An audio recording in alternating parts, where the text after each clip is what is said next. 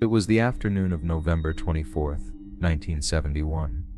The day before Thanksgiving. A man in his mid-40s, dressed in a dark suit, white shirt, black tie, and sunglasses, walked up to the Northwest Orient Airlines counter at Portland International Airport. He gave his name as Dan Cooper and paid $20 in cash for a one-way ticket to Seattle.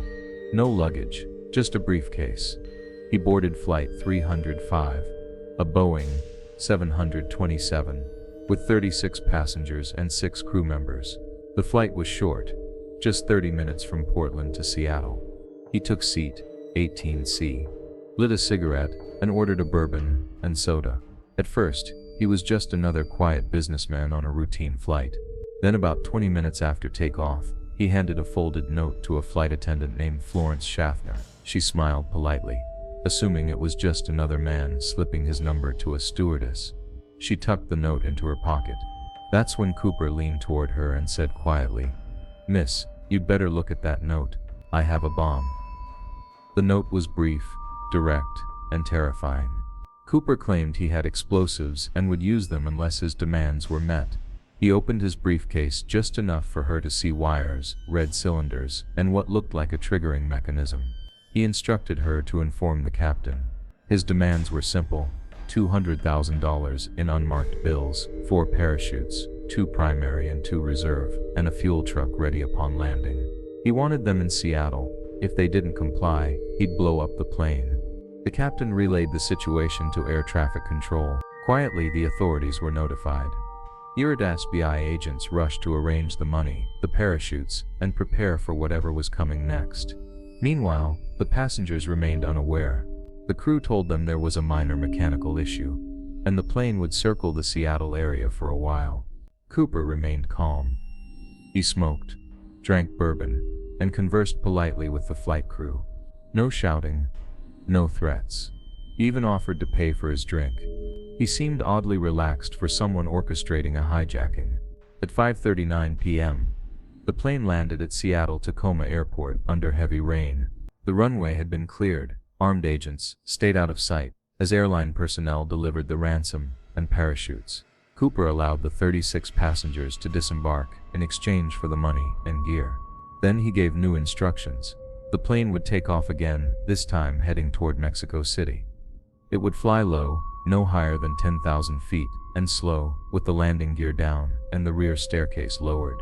He kept the pilot, co-pilot, a flight engineer, and 1 flight attendant on board. At 7:40 p.m., Flight 305 was airborne again.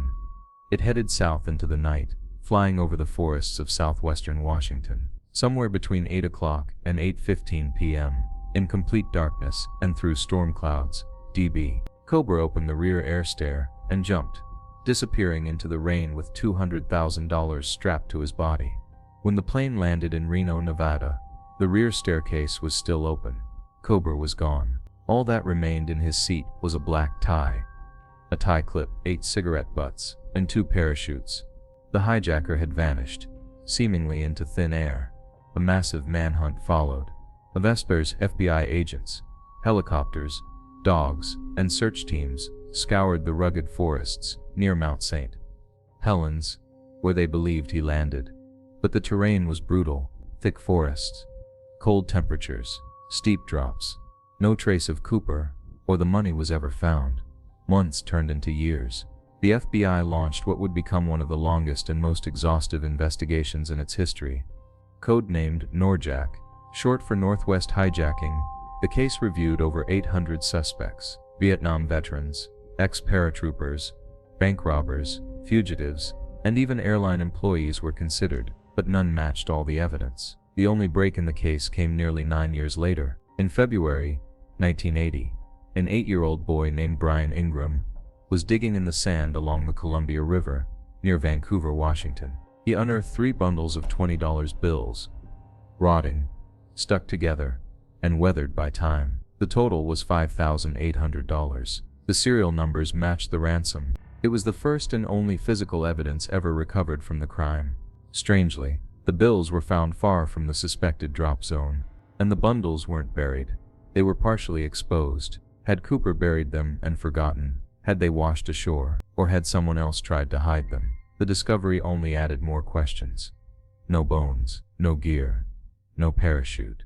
Just decaying bills, teasing the world with proof, but offering no resolution. Over the decades, several men were suspected of being Cooper. One was Richard McCoy, who hijacked a plane in 1972 using nearly identical methods. He used a fake name, demanded money, parachutes, and escaped mid-air. He was caught, escaped from prison, and later killed in a shootout with the FBI. Some believed he was Cooper, but differences in appearance and MO cast doubt. Another was Dwayne Weber, who confessed to his wife on his deathbed.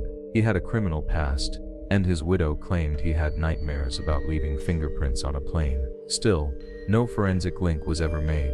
More recently, attention turned to Robert Rackstraw, a former Army paratrooper and explosives expert with a murky background. Some researchers claimed he matched FBI profiles and hinted at involvement, but he denied everything, and the FBI never charged him. And then there were the more extreme theories. Cooper didn't survive the jump. He crashed into the trees. He drowned in a river. He was a CIA agent, a criminal mastermind, an inside job, a ghost. But none of these theories, none of them, came with hard evidence. No confession, no fingerprints, no recovered parachute, no confirmed identity. The cigarette butts that could have offered DNA were lost or discarded. The black tie, though preserved, revealed no solid lead, and the case, after 45 years, was officially closed by the FBI in 2016. Today, D.B. Cooper remains the only person in U.S. history to successfully hijack a commercial airplane and escape without being caught. He has become a legend, a figure blurred between outlaw and myth. Songs, documentaries, and films have been made in his name. People have dedicated their lives to solving the mystery. Every year, CooperCon draws fans and amateur sleuths from across the country. It's become part of American folklore. But beneath the legend lies something very real. A man who boarded a plane, committed a daring crime, and disappeared forever. Whether he survived the jump or died alone in the forest, no one can say for sure, and maybe that's why the story still fascinates us. Because unlike most unsolved cases, this one ends mid-air, between what we know and what we never will. If you liked the video, don't forget to like and share. Subscribe to our YouTube channel for more videos like this.